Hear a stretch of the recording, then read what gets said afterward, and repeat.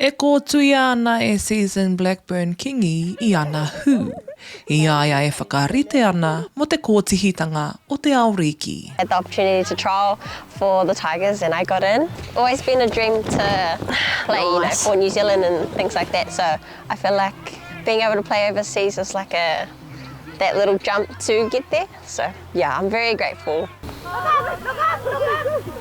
Ko tā tēnei uri o Ngāti Mutunga me te Atiawa, ko ngā tōna mana a iwi tērā I tino poipoi aia kia mahutake ki tēnei taumata. I guess my passion is always to go back to my home, my whenua, and play for all of my iwi, all of them. But I guess this is like the next level for it. So being able to play in Taranaki is always a privilege. But yeah, I'm hoping to take those learnings into like my next journey overseas. Hei tāna, e hara I te mea kua ngā wari te ara ki te kapa West Tigers. Heoi, he whea ko ka whakawhanake I ona pūkenga mo te hākinakina nei.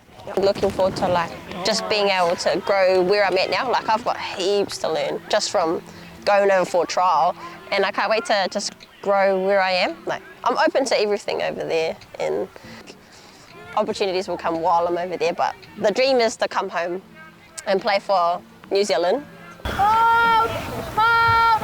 Ko te whakaaweawe anō hoki I te ira wāhine kia tūwhitia te hopo.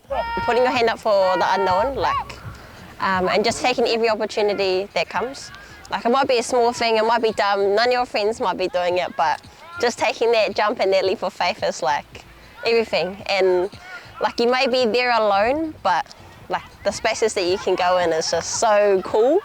And I think there's so many pathways available for our rangatahi, especially girls. And it doesn't matter what age you are, like even if you're in your 20s or 30s, like there's still space there for us. And Kua roa season Blackburn-Kingi e whakangungu ana kia tau ki te pai o angi tū. Kua e ke te wā e rongo ai ia I te hua o tāna whakapaungoi. Regan Paranihi, Taiuru News.